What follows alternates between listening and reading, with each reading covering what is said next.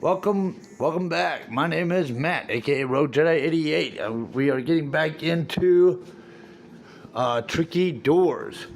We're gonna do chapter 2, the Secluded Island.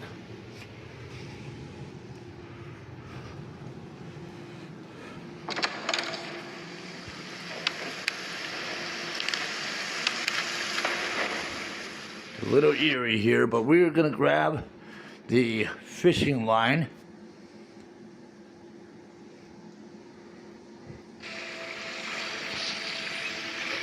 Grab the fishing line. Open the yellow tackle box on the little boat that's clearly got a hole in it. Grab a twig, grab a hammer, saw. Let me take the cap off that blower. We're gonna saw a little bit of wood just between our dock and that broken boat. We're gonna lay the wood pieces we get, laying out across the rest of the dock path, so we can come up to this house. We're gonna get the yellow rubber duck here. We're gonna get another twig. Grab the ladder out of the jacket pocket. We're gonna come back to this in a minute. We're gonna go to this little fire pit, grab the twig by it. We're gonna go to the broken boat, take the sail off, and grab the twig. We'll have to come back to this one.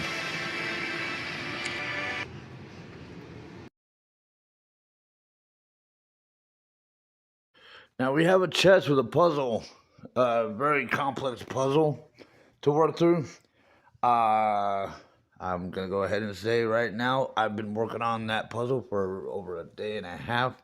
I've had to take breaks in between. It is a little bit tricky, and it doesn't have to take a day and a half depending on what kind of puzzle solver you are. You might be someone who can get it instantly. But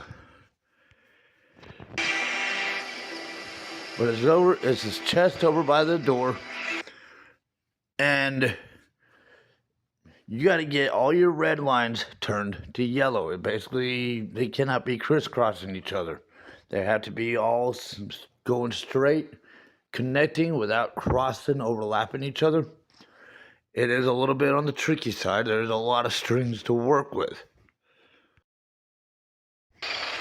This is taking me probably about a good day or so to solve this. Probably maybe about a day and a half to solve this. I'm doing the editing after I played the game and my commentations. So if you see any jumpiness, because with the Switch I can only upload 30-second increments at a time, and I don't have a capture card just yet. I'm in the process of addressing that. But so if you see any jumpiness in the puzzle, just kind of bear that in mind. But I'm sitting here and I'm solving this. It takes a minute. You gotta make sure the strings are not overlapping each other.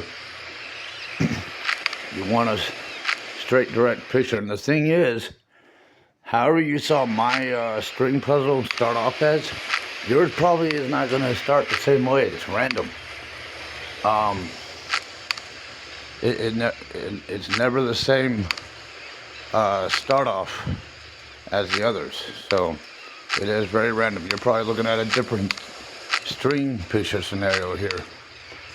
It's still an octagonal shape, but the string construct in all throughout the middle of it, how it's just weaving, it's going to be different for you. So you're just going to have to play around with yours and see what you end up with. Be patient. It takes a little time. Like I said, it took me about a day and a half to finally solve my string puzzle here.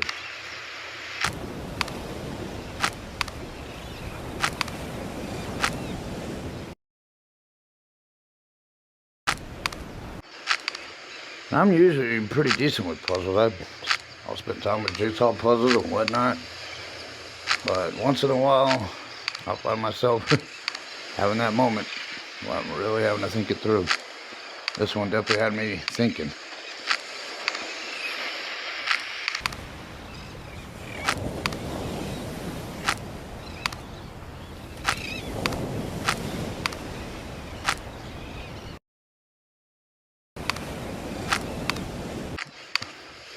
Like I said, there might be some jumpiness in this screen because I probably waited longer than 30 seconds before I snapped the last footages. So in that moment, it looks like you're kind of going backwards with, like it looks like you're having success with it when you see more yellow, but then when you start seeing more red, you start questioning yourself, like, what am I missing?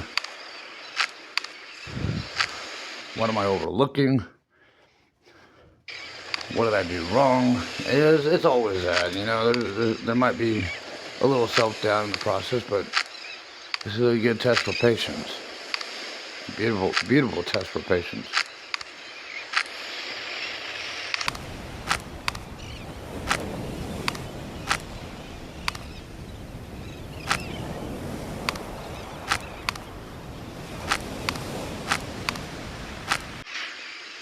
In a world that's always in a hurry, hurry, hurry, and gotta have this now, and greed and all this stuff, you know, it took a little time to just breathe and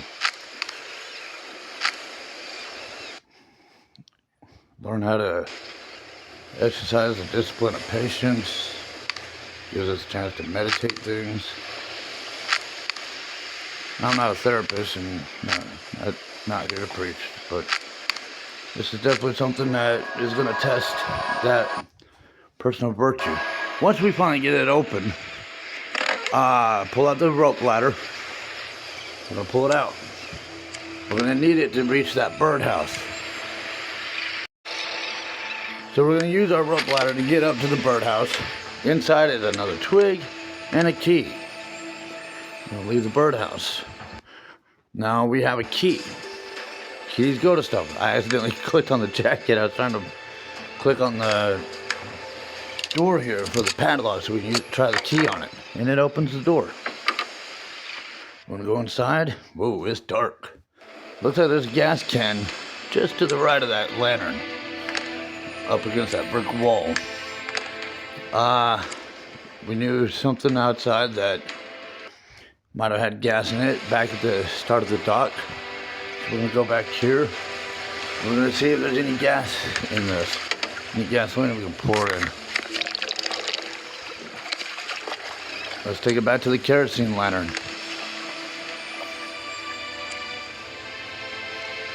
Go to the lantern, pour the fuel into the lantern. And then light it up. Let's get some light in this place. We have pliers or bolt lock. We have twigs.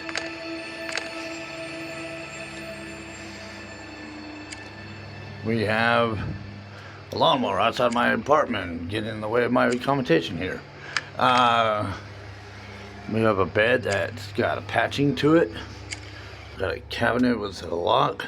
Another cabinet that requires pieces put in it. We have twigs and a reel, buckets. Yeah, it looks like something needs to go in those holes. Look at that picture to the top left of the little sailboat. The coloration is yellow, green, red. Let's go back to the start of the dock. There's a little tackle box looking thing here. Yellow, green, red. Open it up, grab the fishing line hook and the fishing hook and the little pocket knife. Now we have a fishing rod here and a hook. So put the reel on the fishing line, put the hook on the line. I want to cut this rubber ducky open while I'm in my menu here. Slice it open. There's something inside it. Chips. Looks like something that goes to that drawer that had those holes in it. Alright, so we have something to the right that we need to fish out. Another little can. We're going to fish it out, dump it open. We got another key. Let's go back to the cabin. Or toward the cabin. Well, there's a padlock on this thing. We're going to go inside the cabin. I don't think there's anything else out here. I was kind of punching around the place in case there's maybe a extra twig, because we're one short. It might be in one of the cabinets. That one cabinet we're still gonna need to get into, but we need more chips for it. We'll open this cabinet. We got another twig. Got a box with constellations inside. It looks like another puzzle. I'll come back to that in a minute. Let's cut open the bed. There's another chip inside.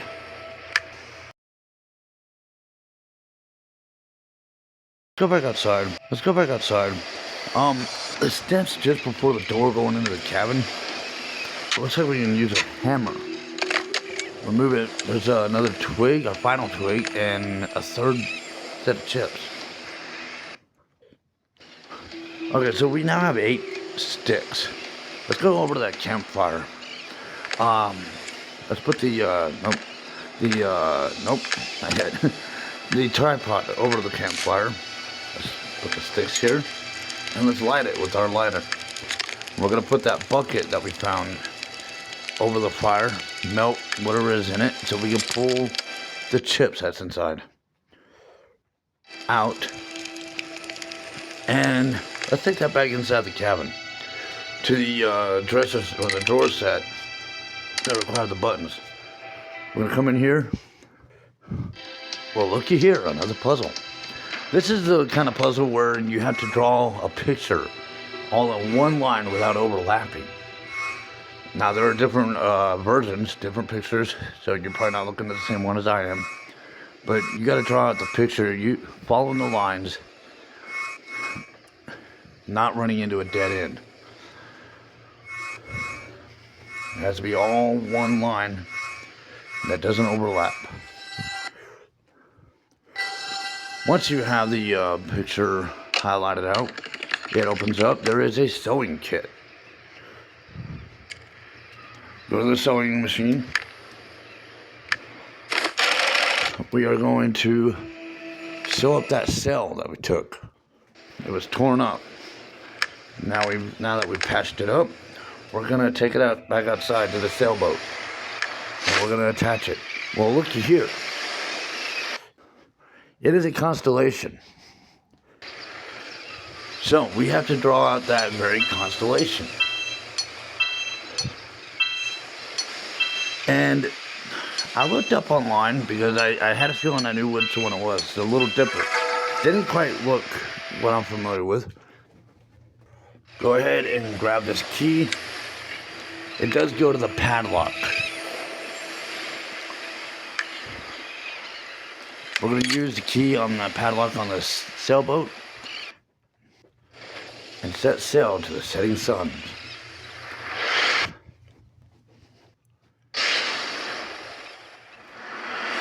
Congratulations. So, this was the closest I could find, and it was what I suspected it was. What you might know it as the Little Dipper.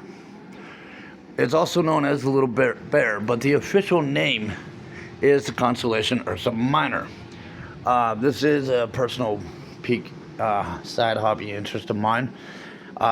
If you followed any of my other gaming videos, I believe once in a while I have made comments. One, I think I've made it clear I'm from Texas. If me not saying it, my accent shit might have given it away. Two, I grew up specifically, kind of multiple places, but one of the high points was Houston. Growing up in Houston, you grow up in schools that influence NASA. And of course, I'm a nerd. I definitely took interest in it. You go to NASA or a planetarium, and you get to learn about constellations. And there's quite a bit of them in Houston, as far as planetariums goes. But again, you have NASA's influence there. Astronomy is going to be an interest. Houston is a city of science. Let me just put it that way. If it's not for NASA, it's the medical district. Marine biology, there's a variety of things down there. The constellation Ursa Minor, characteristic, other names, symbolism, Little Bear, Little Dipper. Hemisphere, Northern Hemisphere, all year round. Area, 256 degrees squared. Brightest star, the Polaris, HIP number for whoever this might actually mean something to, 1176.7. Specialties, of course, obviously we're talking about it, galaxies. The Ursa Minor, commonly named Little Bear or Little Dipper, is one of the 48 constellations described by the Greco-Roman astronomer Claudius Ptolemy. Forgive me, I'm not fluent with Latin or Greek, other than whatever bit of Latin is in Spanish. In ancient times, there are only a few interesting deep sky objects to observe in its area. Hemisphere visibility and area, the constellation is located at the northern celestial pole and is therefore only visible for the northern hemisphere. It is circumpolar up to 1 degree north latitude and can be observed all year round. However, it is not visible in more southern regions. The Ursa Minor stretches over an area of approximately 256 square degrees in the night sky in comparison to the other 88 constellations. That was the list I had to go through to double confirm myself. It ranks 56 in size. The visualization of the constellation resembles the Big Dipper, which would be this part right here, which is a part of the Ursa Major. It also features 4 stars in a square shape with a long chain of stars extending from one corner. The star chain, which represents the Dipper's handle, depicts the bear's tail. The northernmost point of the star chain is marked by the star Polaris, Latin Eorsia Minoris, Alpha Eorsia Minoris. It is located right in the celestial North Pole and is also known as the Pole Star or North Star, with an apparent magnitude of about 1.97. It is the brightest star in Ursa Minor. Polaris and the 3 neighboring constellations serve as good orientation points when searching for Ursa Minor. The constellation Draco borders it to the south, while Cepheus is located to the west and Camelopardalis to the east. Yeah, they can't just keep words simple in Latin or Greek, can they? Specialties in the constellation. There are several galaxies located in the area of constellation Ursa Minor. The Barred Spiral Galaxy in the catalog number NGC 5832 is located about 27 million light years away from the Milky Way. So it's outside of our galaxy. It was discovered by the German-British astronomer William Herschel in March 1785. The other galaxy is cataloged in NGC 6217, known as ARP 185 for whoever that means something to. It is an active barred spiral galaxy and was also discovered by William Herschel. But about 20 years later, its distance from the Milky Way is estimated to be roughly 70 million light years. The galaxy can be observed in the midpoint between the 2 stars. I am unfamiliar with that symbol, but if it's Greek, I'm guessing, and you can correct me in the comments if I'm wrong, but I'm guessing that's Greek for north.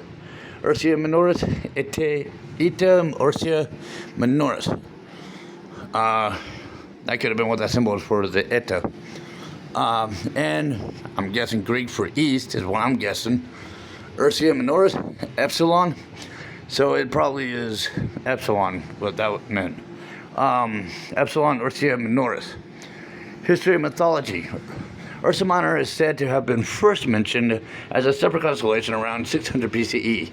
Thales and Miletus, an astronomer in ancient Greece, is said to have introduced the constellation at that time. However, there are no contemporary records to support this.